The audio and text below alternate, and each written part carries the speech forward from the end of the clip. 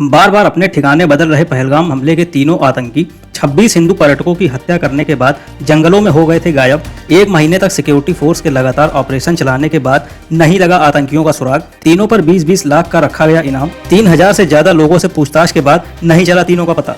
Cease fire होने के बावजूद पाकिस्तानी नेता और आर्मी अफसर दे रहे भड़काऊ बयान। हाल ही में पाकिस्तान आर्मी के प्रवक्ता लेफ्टिनेंट जनरल अहमद शरीफ चौधरी ने कहा, अगर भारत ने पाकिस्तान का पानी रोकने की कोशिश की तो इसका नतीजा भुगतना होगा।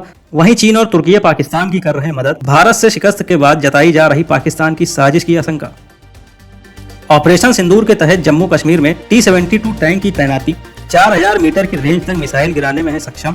घुसपैठ के रास्तों को पूरी तरह से सील करना है मकसद। एक वरिष्ठ अधिकारी ने बताया कि T-72 टैंक इस ऑपरेशन का रहे हैं अहम हिस्सा। इन्हें संयुक्त बलों की तैनाती के तहत मोर्चे पर भेजा गया था। ऑपरेशन सिंदूर में तबाह PL-15E मिसाइल के मलबे की डिमांड। अमेरिका, जापान समेत 7 देशों ने भारत से मांगा मलबा। चीन में बनी थी ये मिसाइल। भारतीय वायुसेना ने ऑपरेशन सिंदूर के दौरान पाकिस्तान की इस मिसाइल को अपने एयर डिफेंस सिस्टम से किया था तबाह। मलबे की जांच कर चीन की तकनीक जानना चाहते हैं सातों देश। मिलिट्री इंटेलिजेंस की पूछताछ में यूट्यूबर ज्योति का एक और नया खुलासा। भारत पाकिस्तान तनाव के समय PIO के संपर्क में थी ज्योति। दानिश से की गई चैट की डिलीट। इसी साल मार्च में पाकिस्तानी दूतावास में तैनात अधिकारी दानिश से ज्योति की हुई थी बातचीत। धार्मिक पर्यटन को बढ़ावा देने के लिए योगी सरकार ने बनाई योजना। 4560 करोड़ रुपए किए जाएंगे खर्च। PWD ने चालू वित्तीय वर्ष में योजना के तहत 272 मार्गों के सुदृढ़ीकरण का रखा लक्ष्य। PWD का विभागीय मंत्री होने के नाते CM योगी ने बीते वित्तीय वर्ष में धार्मिक मार्गों के कायाकल्प की शुरू की थी योजना। 7 करोड़ की लागत से बनकर तैयार हुआ स्वामी नारायण छपिया धाम का रेलवे स्टेशन।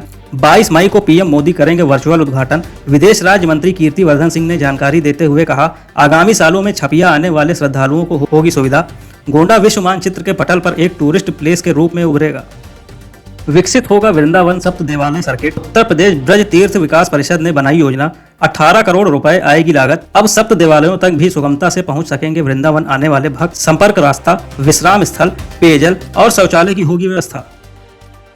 आगरा में ताजमहल के येलो जोन के बाहर बनेगा ग्रीन जोन। ADG सुरक्षा के निरीक्षण के बाद उठाया गया ये कदम।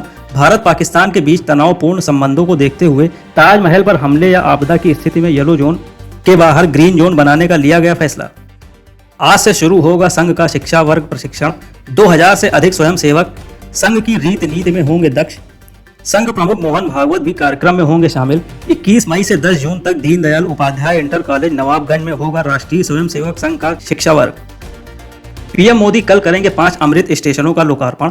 आगरा रेल मंडल के इन स्टेशनों के अपग्रेडेशन पर खर्च किए जाएंगे 44 करोड़ रुपए। इन स्टेशनों पर सौंदर्यीकरण के कामों के साथ ही बढ़ाई गई यात्री सुविधाएं।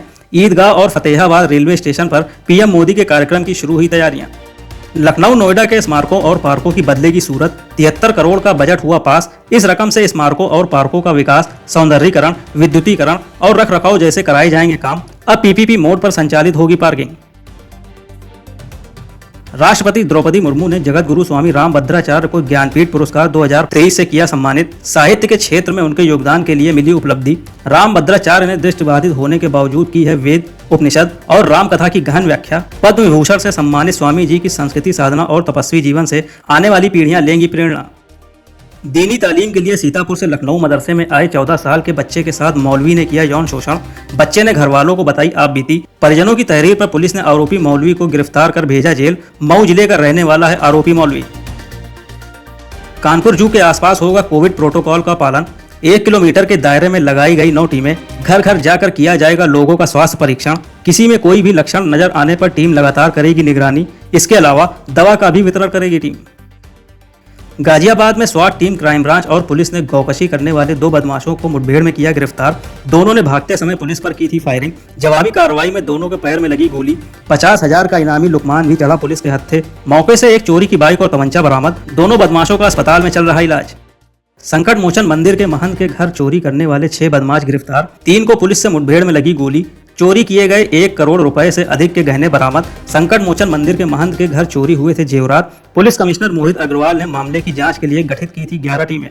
पाकिस्तान को 50% डिस्काउंट पर J-35A स्टील्थ लड़ाकू विमान देगा चीन। इसी साल अगस्त महीने में पाकिस्तान को मिल सकता है फाइटर प्लेन का पहला बेड़ा। संभावना जताई जा रही है कि आने वाले वक्त में पाकिस्तान एक बार फिर से चीन के इशारे पर भारत के साथ बना सकता है युद्ध के हालात। उत्तराखंड के मदरसों में पढ़ाया जाएगा ऑपरेशन सिंदूर। इससे बच्चों को देश के सैनिकों के बलिदान और शौर्य के बारे में होगी जानकारी। उत्तराखंड मदरसा बोर्ड ने लिया ये फैसला। बोर्ड का मानना है कि बच्चे देश के इतिहास और सेना के पराक्रम से हों परिचित। आईपीएल 2025 के 63वें मुकाबले में आज मुंबई इंडियंस और दिल्ली कैपिटल्स के बीच होगी भिड़ंत। मुंबई के वानखेड़े स्टेडियम में खेला जाएगा मैच। प्लेऑफ के लिहाज से सबसे तगड़ा माना जा रहा है आज का यह मुकाबला। प्लेऑफ की एकमात्र बची हुई जगह के लिए बचे हैं दो दावेदार। विजेता टीम का प्लेऑफ में पहुंचने का रास्ता लगभग हो जाएगा साफ।